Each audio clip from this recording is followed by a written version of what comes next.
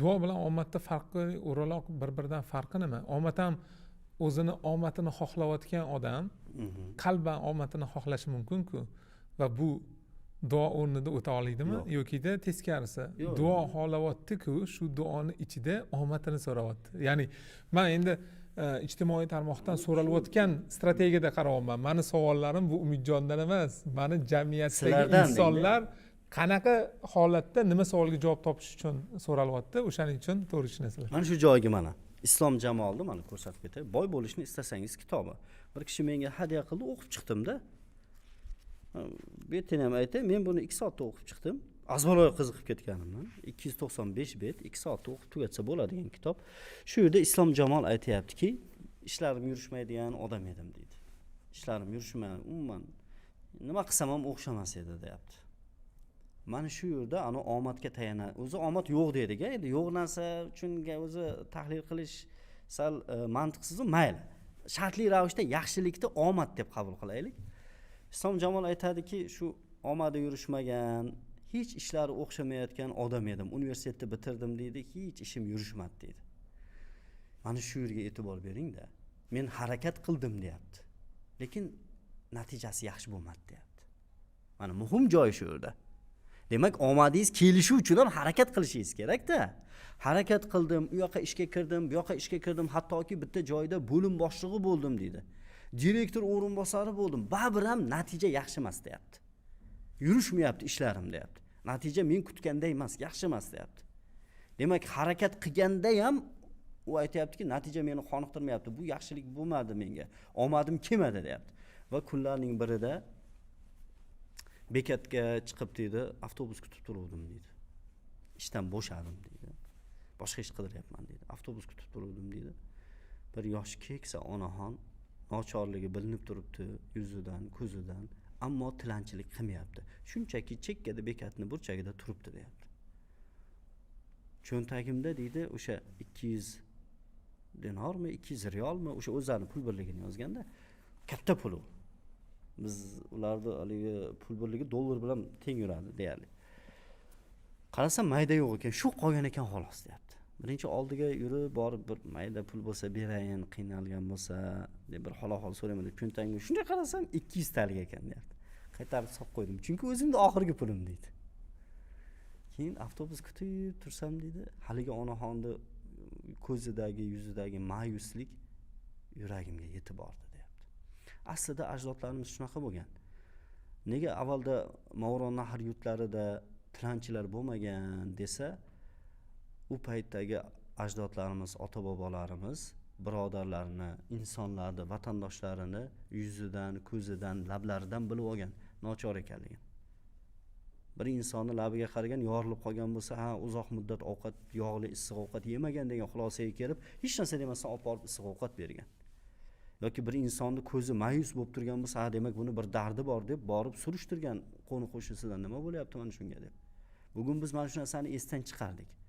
Xulosa shu inson Islom Jamol aytadiki, nima bo'lsa bo'ldi, berdim shu 200 riyol, 200 tarikda deb bordimda. Assalomu alaykum, onajon. Yaxshimisiz, onaxon? Bu nima qilib turibsiz bekatda anchadan beri desam deydi, hech narsa demay ko'zidan yosh og'di deydi. Tushundim, muhtoj. Berdim dedi. Mana uni olingda duo qiling desam deydi. Shunday olib o'ylanib pulga qarab turdilar deydi. Olavering, duo qilsangiz bo'ldi dedim deydi. Sekin ortimga qarab yuratsam deydi. Pichirdab duo qilyapti. Bildim, chin dildan duo qilyapti deydi.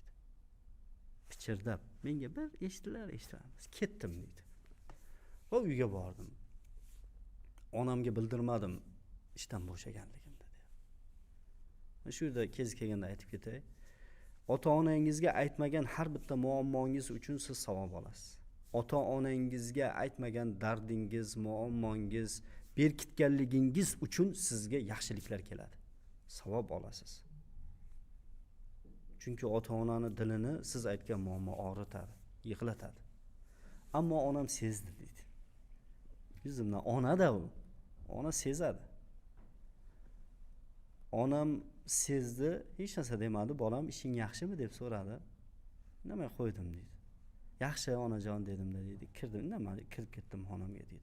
va yarim tunda nimagadir chanqab turib o'rnimdan turib borib pastdan deydi ya'ni oshxonadan suv olishga chiqayotsam onamni xonasini chirog'i yoniq ekan deydi.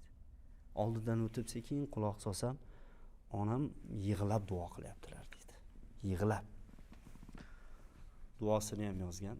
O'sha qiziqqanlar o'qib nima qilsa bo'ladi. Qisqa xulosasi shuki, ya Robbiy, senga hech narsa emas-ku meni bitta bolamga ne'matlarga burkab tashlash. Yalinaman, yolvoraman, o'tinaman deb onam yig'lab duo qildilar deydi. Men ham deydi biroz to'lqinlandim, lekin baribir ana ishim yurishmaganligini nimasi miyamda turibdi, bordim, oshxonadan suvni olib ichdim, yotdim. Oradan qisqa fursat o'tgandan keyin ishlarim o'z-o'zidan yurishib ketdi deydi. Qisqa fursatda, nechadir kunmikan yoki qanchadir haftadan keyin ishlarim yurishni boshladi. Shu darajaga yetdiki, deyapti. Hozir ham bu Islom Jamol o'sha Microsoft, Apple va bir qancha Amazon juda ko'p kompaniyalarda aksiyalarining egasi hisoblanadi, nechadir foizdan. Shu darajaga yetdiki, Wall Streetdagi eng katta ko'chmas mulklar meniki bo'ldi. Va har safar shu ne'matlar kelganda bildimki, bekatdagi bitta nochor onaxon bilan yarim tunda xonasida yig'lab duo qilgan onam bilan o'sha onaxonning duolari Wall Streetda zir titratdi, deyapti. Wall Street ko'chalarni titratib yubordi. Chunki u yerdagi eng katta ko'chmas mulklar meniki hozir, deyapti. Menga berdi yaratgan ekan shuni, deyapti. Ya'ni bu yerdagi xulosa ikkita. Birinchisi, duoni olasiz. Eng sizga qilingan duolar ichidagi eng afzali avval onaniki, keyin otaniki.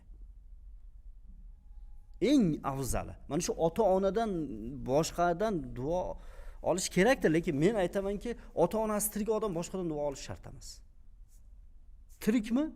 Farqi yo'q, u ota-ona qanaqa? Ibodatli, ibodatsiz, hattoki mushrik bo'lsa ham degan ulamolarimiz.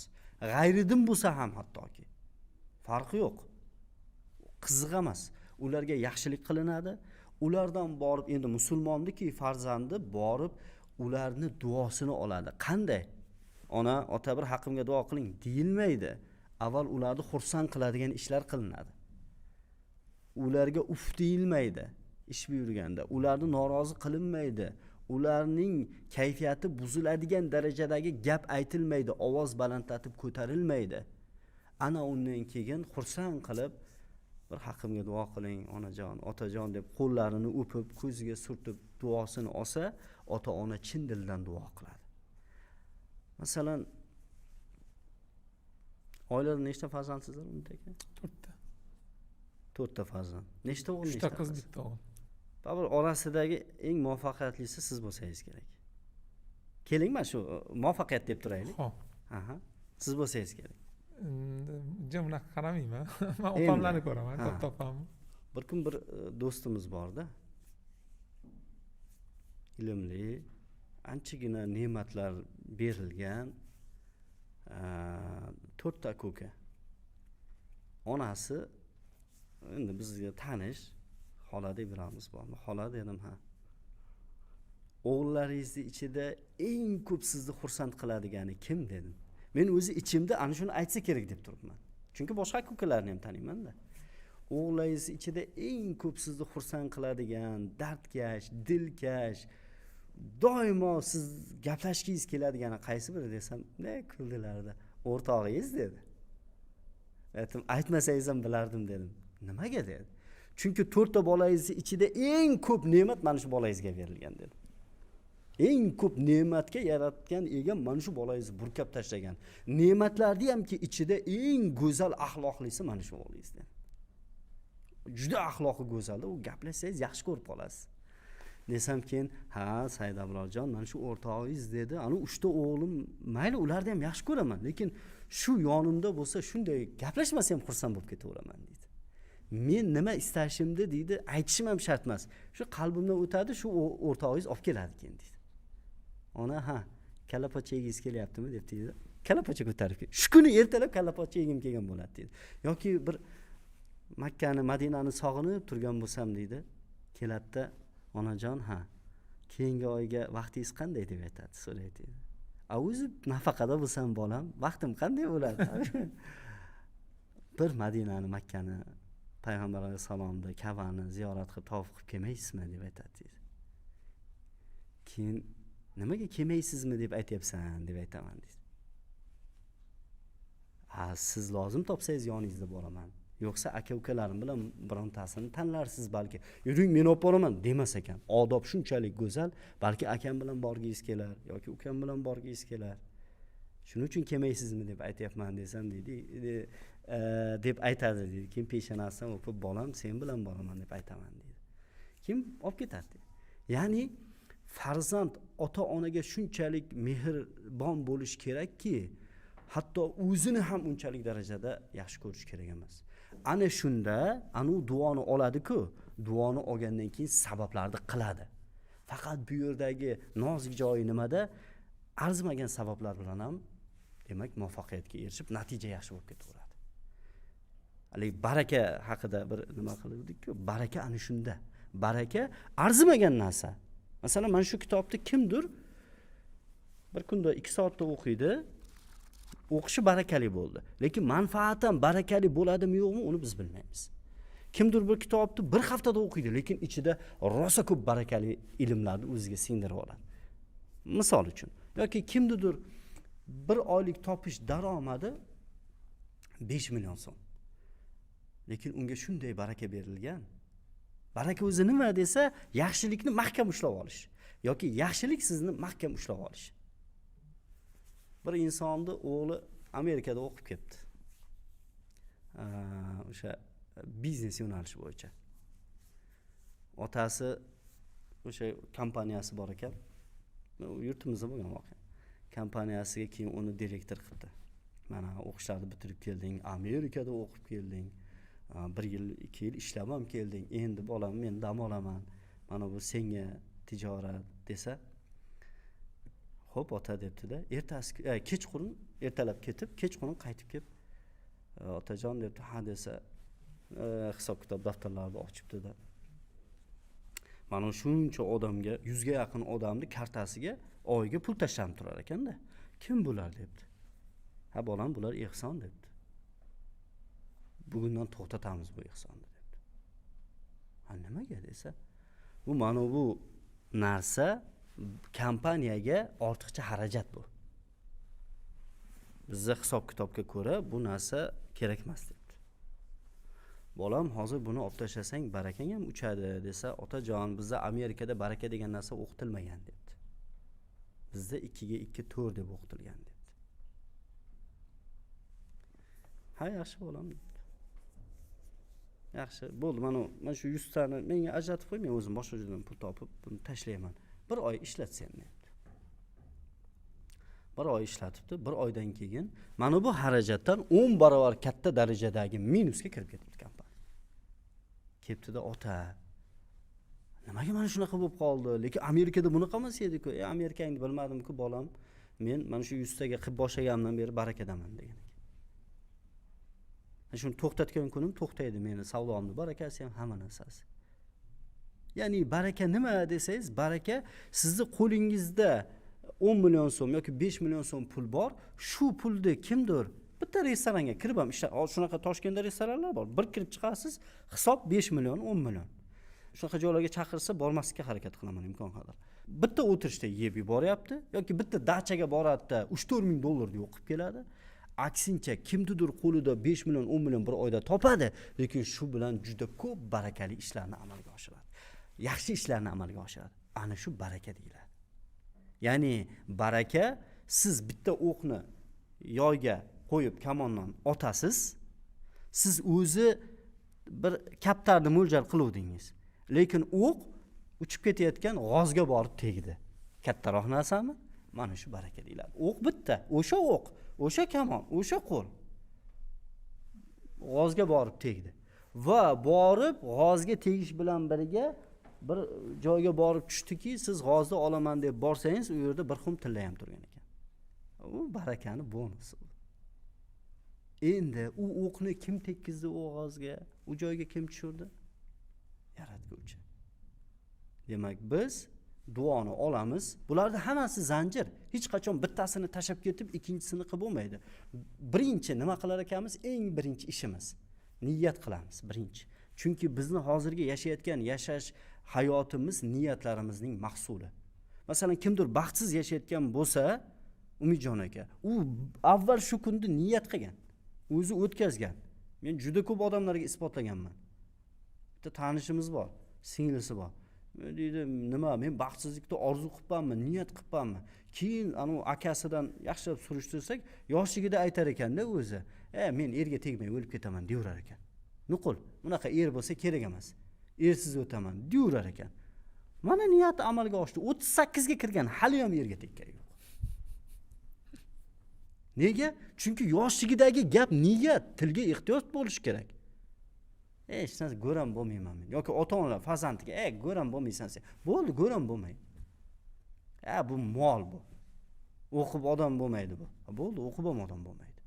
Tilga ehtiyoj bo'lish kerak inson. Chunki tildan chiqadigan har bitta narsa amal, niyat. Bu narsaga juda qattiq ehtiyot bo'lish kerak. Birinchi niyat qilamiz. Keyin borib duoni olamiz. Ota-onadan, yaxshi insonlardan, mana kimlardan duo olishligini ham o'zining qoidalari bor. Eng birinchi ota-ona, undan keyin solih insonlar, keyin qarindoshlaringiz. Joyini almashtirsangiz ham bo'ladi. Keyin yetimlar. Yetim deb otasi o'lgan, voyaga yetmagan bolalarga aytiladi. 25 ga kirgan yetimman deydi. Sen qanaqa yetimsan? Sen voyaga yetib olding-ku. Voyaga yetmagan bo'lish kerak. Otasi o'lganlar yoki aksincha otasi o'lib onasi tiriklarni bizlar yetim demas ekan. Yo'q. Yetim deb o'sha onasi tirikda aytadi. Ikkalasi ham o'lgan bo'lsa, u latim deyiladi u. Bizda chin yetim deb qo'yadi. Shunaqa. Yetimlar, ana undan keyin tolibi ilmlar. Talabadan duo olish ham juda ulug' narsa. Aksar ustozlarimiz azalda sal ishi yurishmay qolsa, talabalarni yiqqanda hammasiga ehson qilgan. Yedirib, ichirib, endi meni haqqimga duo qilinglar degan. Masalan, qo'ni-qo'shnilar, albatta bularning orasida o'sha yaratgan egamga yaqin bo'lgan avliyolar, solih insonlar ham turadi va jamoat duosi. Mana juma kuni hamma yon nimaga? Jamoatning orasida bironta o'sha Allohning do'sti bo'lsa, shu amin desa, hammaniki qo'shilib ketib qoladi-da. Ya'ni qabul bo'ladi. Duoni olaveradi. Muhtojlar, miskinlar, beva bechoralar, bular hammasini duo. Kasallar. O'sha kasallar. Kasallar ayniqsa parda bo'lmaydi-da o'rtada. Musofirlar duolarini oladi. Ana undan keyin qarorni qabul qiladi. Duo olib bo'ldi, niyat qildi, duo oldi, qarorni qabul qildi. Ana endi halol yo'l bilan, to'g'ri yo'l bilan shunchalik qattiq sababga yopishadi. Ko'rgan odam nima bu taqdirga ishonmaydimi deb o'ylasin. Sababini yopishadi degani endi anu kechasi bilan uxlamay 24 soat degani emas. O'sha me'yorida 12 soat yoki 16 soat ajratadi. Asosiy qismini, kunning asosiy qismini dam olib o'sha ishga bag'ishlaydi. Ilmlarini o'rganib chiqadi, ma'rifatini o'rganadi. Ana undan keyin natijasi haqida g'am chekmaydi. Xuddi anu aytganingizdek kamonni misol keltirdingiz-ku. Birinchi otgan kamonchi bilan miningchi otgan kamonchini orasida katta farq bor-da. Shunday. Ming marta sababini qilganda. Thomas Edisonning gapi bor. Lampochka yonmasligi haqidagi 3000 ta tajriba bor degan. 3000 ta tajriba qilib ko'rgan ekan. 3000 ta narsani Wolframday nur taratmasligi haqida menda yaxshigina ilm bor deganda. Uni o'sha hazillashib ana aytib qolaman o'sha g'arbliklar bilan shu agar 3000 tani barakasini oshirish uchun yoki o'sha holatda aytaylik omadini keltirish uchun agar u boshida duosini olib qo'yganda 3000 ta emas, bir 3 ta 4 ta kelardi. Endi mana shunga men anaqasini insonlarimiz bizani ko'rayotganlar tushunish uchun aytyapman. Qayerda o'tiribdi, qaysi narsada. Juda zo'r aytdingiz. Hozir qarang, qalbi yaqinlashayapti-da, ancha. Hozir aytmoqchi bo'lgan narsamni aytyapsiz. Qarang. Arximed qonunlarni o'zining qonunlari bor-ku, Arximed qonunlarini kashf qilayotganda fizik qonunlarni juda ko'p tajriba o'tkazgan. Juda ham ko'p.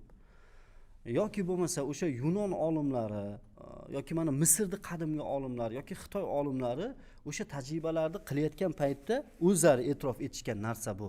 Sharq olimlari haqida islom olimlari haqida musulmon olimlar haqida e'tirof etishgan gaplari, ular aytadiki, biz juda ko'p yillar davomida tajriba qilib erishgan narsalarga musulmon olimlari juda qisqa fursatda erishdi degan. Masalan, Al-Xorazmiy har bitta tajribasi muvaffaqiyatli bo'lgan. Farg'oniy har bitta tajriba muvaffaqiyatli bo'lgan. Beruniy har bitta tajriba muvaffaqiyatli bo'lgan. Globus yasayotganda Beruniy hech qachon bir 50 ta yasab keyin aniq qilmagan, bittada yasagan. Har safar algoritmda bittada Al-Xorazmiyning o'zi yozgan. Masalan, Al-Jabr val Muqobala asarini o'tirgan yozgan. yoki Hazrat Navoiy hech qachon bitta narsani 3-4 marta takror mashq qilmaganman degan. Kelgan, ilhom berilgan, yozganman degan. Berilgan, yozib ketavergan. Berilgan. O'zimni qo'limda qog'oz qalam bo'lmasa, kotiblarimga aytar edim. Yozinglar. Bo'ldi, o'qib ketavergan. Nega? Chunki anu g'arbda yo'q narsa sharqda bor edi. Duo, niyat degan narsalar bor edi. Bizda shuncha instrumentlar bor. Anu biznes treningchilar aytib qo'yadi-ku, instrumentlar deb. Shuncha instrumentimiz bor, lekin biz hammasini chekkaga surib qo'yib, omad degan bir umuman bir mavhum bo'lgan, ilmiy isbotlanmagan narsani orqasidan quvib yuribmiz. Yo'q, omad emas bu. Omad, yana aytaman, omad yo'q narsa. Unga ishonishlik insonni juda ham qattiq halokatga olib boradi. Ruhiy jihatdan ham, iymoniy jihatdan ham, diyonatan ham. Yo'q. Sababini, birinchisi niyatni qilasiz, ya'ni kamonni olasiz. Ikkinchisi duoni qilasiz, yoyini tortasiz. Uchinchisi qarorni qabul qilasiz, ha, ana shunga otishim kerak deb. To'rtinchisi duo bo'lgandan keyin sabablarni qilasiz, o'qni qo'yib tortasiz, qo'yib olasiz. Natija yaratuvchidan. Busiz bo'lmaydi. Bilasizmi, hozir